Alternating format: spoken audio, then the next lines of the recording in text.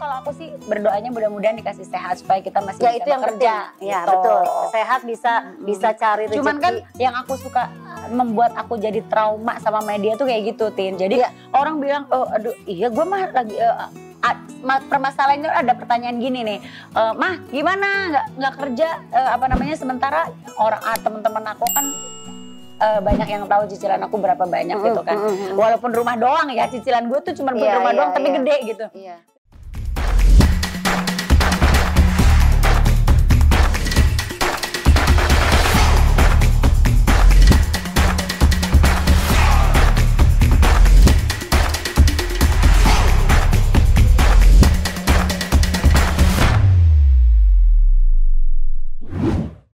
Permasalahannya ada pertanyaan gini nih, mah gimana nggak kerja sementara orang teman-teman aku kan banyak yang tahu cicilan aku berapa banyak gitu kan.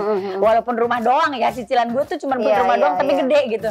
Terus apa nggak bingung? Ya bingung mah bingung. Nah, udah langsung tuh ditulisnya, Iis Dahlia bingung bayar cicilan. Gue punya utang tapi gue nggak bisa bayar utang. Ya kan? Doain supaya bisa bayar utang. Ada hikmahnya, diberitain seperti itu biasanya sering banget ada hikmahnya. Ternyata dengan berita bingung rezeki datang, nggak bingung gitu kan gitu. Jadi ambil positifnya aja. Iya.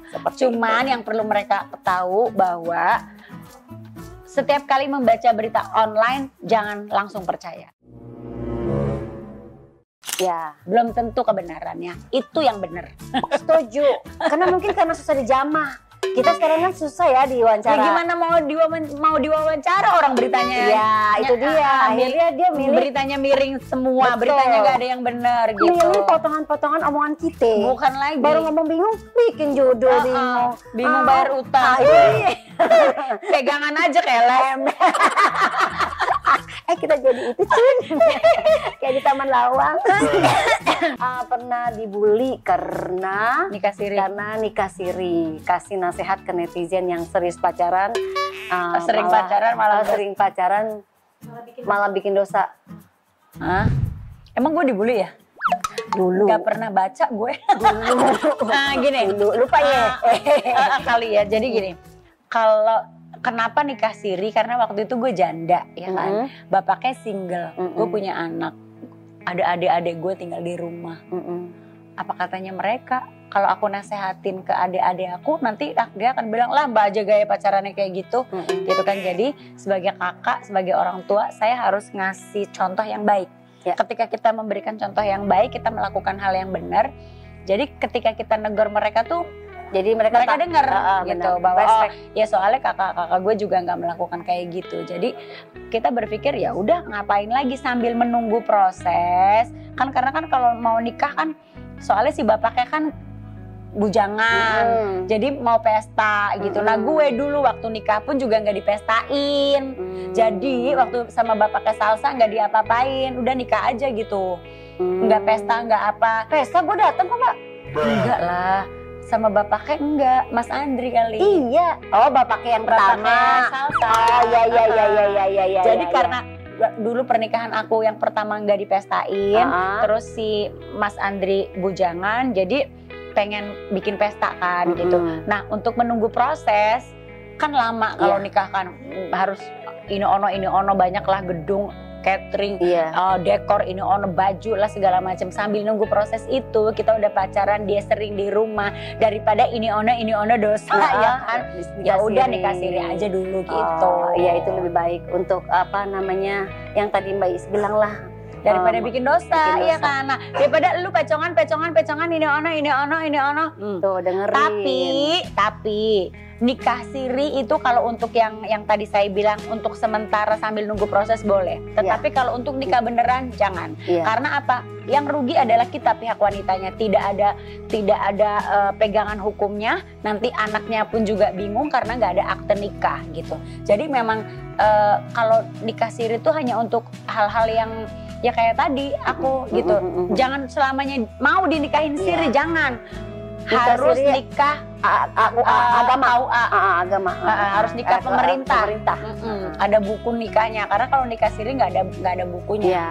Gitu. Dengerin tuh buat anak-anak muda yang pacaran tapi tidak nikah, lebih baik kalau mau serius ada sesuatu hal yang memang ada kedepannya serius benar-benar, tapi nikah siri dulu nggak apa-apa. Tapi tetap harus nikah pemerintah gitu. Yang berpengalaman. Aku jadi belajar juga nih. Iya, jangan karena nggak ada kekuatan hukumnya, Iya. rugi di perempuan. Betul. Siap, Mbak. Oke, Mbak Is. Mbak Is posesif katanya. Emang benar? Baca berita pernah ngelabrak teman suami. Berarti, Bukan posesif, gini loh. oh, pernah ngelabrak teman Mas Andri. Jadi gini, kalau umpamanya Entin punya pasangan, terus lagi jalan sama elu, itu orang kayak ngeledek bercandaan sama laki lu kesel gak? Ceweknya itu ngeledekin Mbak Is. Ngeledekin laki gue. Oh, ya kalau ngeledekin terus kesel lah. Jadi kalau aku mah dulu Ganjen gini. banget tuh cewek gitu kasih ya. Enggak, jadi gini. Waktu itu memang si bapaknya tuh punya pacar. Oke. Sebelum sama gue Sebelum kayaknya. sama Mbak Is. Oke. Pacarnya pramugari. Oke. Ini kayaknya temennya si pramugarinya itu pacarnya. Dia nggak tahu kalau kita tuh udah nikah sirih kan. Ya itu tadi dalam proses untuk menuju ke pernikahan yang resmi, kita udah nikah sirih. Terus gue diajakin kan ke kantornya dia gitu. Terus dia tuh gini, pada saat itu kita kalau sama temen deket kan memang kalau sekarang suka gitu sorry, itu bercanda gitu. Tapi itu pun lo harus lihat sebelah lu lagi ada siapa gitu. Umpamanya kita memang kadang-kadang kan anak-anak sekarang kan suka gitu. Gimana lo gitu kan ya kan. Itu hal yang biasa. Tapi harus dilihat dulu sebelah lu lagi ada siapa. Tapi umpamanya gue ngomong sama pasangan orang lah gitu, Entin lah. Aku ngomong sama Entin, tapi Entin terus dia lagi jalan sama siapa? Nggak sopan dong ngomong kayak gitu. Apalagi masih pakai seragam. Iya. Jadi aku bilang, Mbak, kalau ngomong yang sopan ya. Lo ngomong gitu. Bagus dong. Iya. Gue bilang nih kenalin saya istrinya Satrio, kalau ngomong yang sopan lain kali gitu. Jadi dia ini aja, kalau umpamanya nggak ada saya nggak apa-apa, mau bahasanya apa, mau gaya bercandanya seperti apa silakan. Tapi ketika ada saya tolong hargai saya sebagai pasangannya. Oh iya. Dari situ katanya gue terkenal kalau istrinya Satrio itu galak amat. Tapi dia belum kenal. Tak kenal maka tak sayang, tak sayang maka tak cinta. Gue tapi udah kenal jatuh cinta loh. jadi gue ya gitulah ya maksudnya. Iya, tapi itu bener loh. Namanya juga kita kan lagi adaptasi nih. Kalau kita punya pasangan, kita lagi beradaptasi sama pasangan kita aja tuh banyak hal gitu yang membuat kita berselisih paham. Betul. Apalagi ketemu orang, ketemu teman-temannya terus kok ngomongnya begitu gitu. Apalagi temen cewek loh. Iya. Temen cewek manggil temen cowoknya terus di sampingnya ada pasangannya yang dia juga nggak kenal. Kalau dia akrab pernah. Iya, kalau gue nya kenal juga nggak apa-apa. Maksudnya kayak Mbak Isa akrab kayak makanya memang itu attitude itu memang harus diperhatikan. Betul. Terus galak gak sih Mbak Is sama anak-anak? Biasanya ada hal apa yang digalakin sama anak? Terus jam makan atau jam tidur atau sekolah atau apa jam pacaran lagi galaknya? Jam pacaran jam segini atau gini gitu gak sih? Atau jam bergaul nih kemalaman nih gitu? Tegas sih. Aku lebih ke tegas. Jadi gini, aku sama anak-anak aku tuh kayak temen. Tapi ketika ada mereka melakukan kesalahan aku tegur.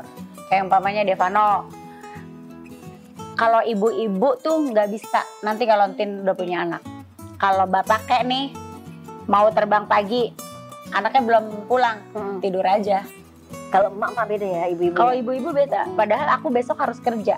Tapi jam kepikiran. Anaknya belum salah satu anaknya belum ada di rumah, nggak akan bisa tidur. Iya benar. Jadi aku selalu bilang sama anak-anak, kalau mama mau kerja pagi, usahakan jam segini udah pulang. Nah kalau belum pulang itu gue cerewet. Kalau umpamanya di WA, biasanya Devano tuh. Karena anak cowok. Gue tahu sih. Gue tahu. Iya kan? Dia lagi jalan sama gue.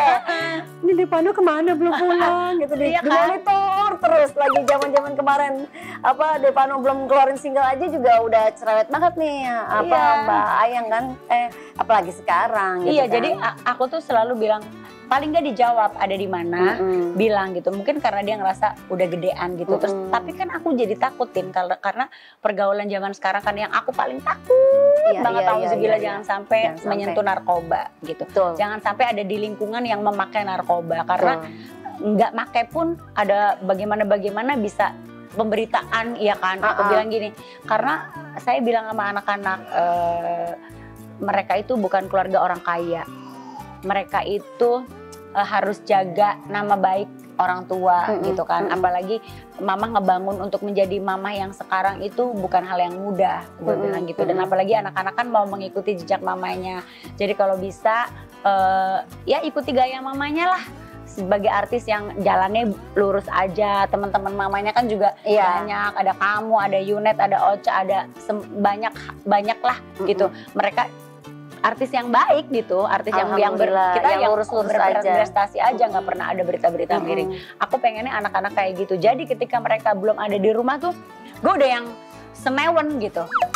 Jadi walaupun jam 1 gitu, Dek, di mana kok belum pulang? Iya Bu, gitu. Dia kalau udah ngomong Bu tuh dia tahu. Dia takut gue gimana gitu kan. Iya Bu, aku lagi makan dulu di warung sebelah, umpamanya gitu. Terus aku lagi ini. Yang penting tuh kalau orang tua tuh dikabarin. Tapi aku selalu bilang, cepetan pulang, mama pengen tidur. Ya udah Ibu tidur aja dulu. Enggak, mama nggak bisa. Kalau dia nggak ini kayak gitu-gitu. Tapi kalau Salsa, gue udah menaruh kepercayaan penuh karena kalau dia memang bukan anak yang seneng ngayapan satu. Dia tuh anak rumahan.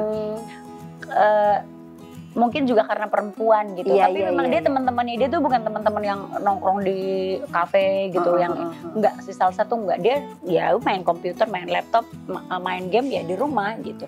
Dan kalau aku karena Salsa udah umurnya segitu, aku udah tahu nih kalau Devano kan masih yang lagi labil nih, aku yang lagi takut tuh gitu. Jadi memang kalau Devano lagi belum pulang ke rumah tuh yang membuat gue suka emosi. Oh itu pernah ada masanya.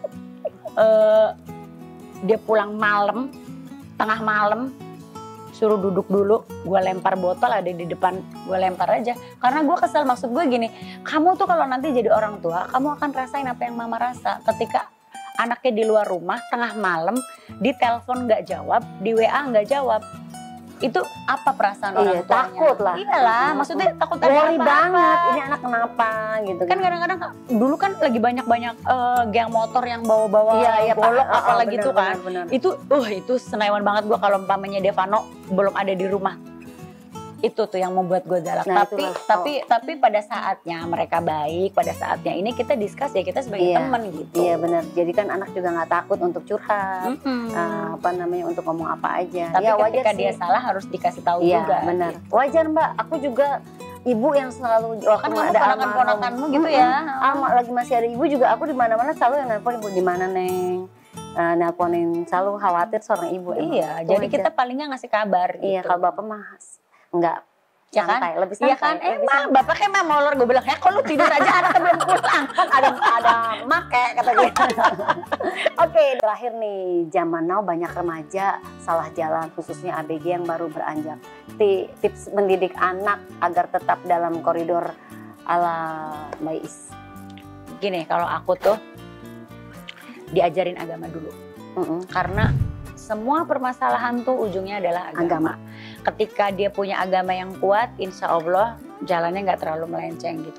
Kenapa? Kalau aku tuh dari TK, SD, SMP, semuanya di sekolah Islam. Karena pintar ngaji. Makanya karena aku ngerasa bahwa dia agamanya cukup dulu nih gitu. Nanti kalau udah SMA terserah. Dia yang penting udah punya bekal agama, sholatnya udah tahu mana yang sunnah, mana yang wajib gitu. Jadi itu dulu agama. Setelah itu kasih sayang. Jadi biasakan anak sebelum keluar ke sekolah itu dikasih pelukan hangat, dikasih ciuman. Jadi kalau aku tuh zaman dulu mau syuting jam 1, jam setengah 2, jam 3 baru sampai rumah, baru tidur menjelang subuh. Tapi ketika anak mau sekolah, aku usahain bangun, nemenin sarapan dia, buatin sarapan dia, Udah mereka sarapan, duduk ngobrol. Begitu mereka keluar mau sekolah, salaman, dikasih peluk, dikasih ciuman. Jadi anak tuh pergi tuh dengan rasa damai gitu. Jadi insya Allah nanti di sekolahnya pun dia nggak gemerungsung. Tapi kalau dari pagi aja udah dimarahin ibu bapaknya, di sekolah dia kesel dong. Nah betul ya kan. Betul banget. Jadi itu sih agama, kasih sayang, perhatian.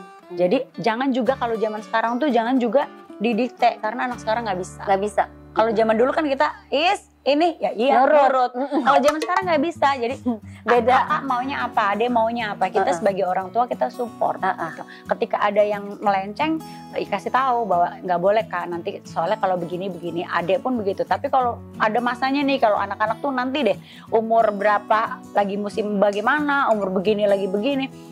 Ada masanya yang ngerasa dia tuh paling bener, paling bisa. Itu diamin aja. Nanti sampai dia kepentok, kita baru kasih tahu. Kayak gitu-gitu. Iya, tipsnya boleh juga nih. Mantap. Tapi itu memang benar, anak memang satu dikasih perhatian, diberikan kedamaian dengan pelukan. Dengan perhatiannya apa? Ya mau sekolah ditungguin lagi sarapan, gimana nggak berkesan. Oh gue diperhatiin banget sama jadi kan dia gue. pasti gini, ibu bapakku tuh memberi segitu capeknya aja masih punya waktu buat kita. Jadi dia akan memberikan yang terbaik juga buat orang tuanya gitu. Insya Allah. Itu luar biasa. Dan aku belum punya anak. Aku ngurusin ponakan aku banyak. Terus sampai sekarang ponakan aku yang 3 paling kecil itu selalu datang-datang peluk ya. Kan terus kan betah di rumah kamu betah ya. Di rumah. Sampai emaknya aja marah-marah, lu kok betah di sini dibanding lupa sama ibunya. Soalnya Endo nggak pernah dimarahin. Dimarahin sih kalau dia bandel banget. Tapi kalau ternyata di sana dia banyak musuhnya kan. Soalnya 3 bersaudara. Ini 2 bersaudara, aku yang 2 bersaudara ini nggak kepengen adanya ada. Jadi lebih milih ke aku. Kayak gitu kadang. Jadi lebih ada limpahan kasih sayang. Kasih sayang penuh di aku gitu kan. Jadi kayak gitu-gitu. Memang itu bener banget, pelukan, perhatian, kasih sayang itu perlu banget buat anak-anak. Itu tipsnya kan. Inspiring banget buat ibu-ibu muda juga yang mau punya anak, yang sudah punya anak. Ikutin tuh punya tipsnya Mbak Iis Dahlia. Terus kalau sekarang buat Christianizer tentunya silakan komen. Mbak Iis tuh gimana? Ibu Iis Dahlia apa? Komennya bagaimana? Apakah masih jutek? Sudah kenal kan? Saya sudah bilang kalau tak kenal maka tak sayang. Tapi nggak usah pengen kenal sama gue juga deh. Repotin ya mau. Ntar repotin lagi. Datang ke rumahnya, aduh kalau udah cinta datang terus. Dikatain sombong lagi. Kalau di demo lu Mbak, datengin lu Mbak, sekompin.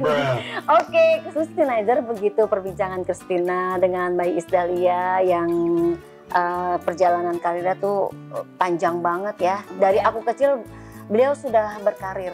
Terus sampai alhamdulillah aku juga kenal, ikut berkecimpung juga sesama kita pernah punya grup juga lagi di Duta.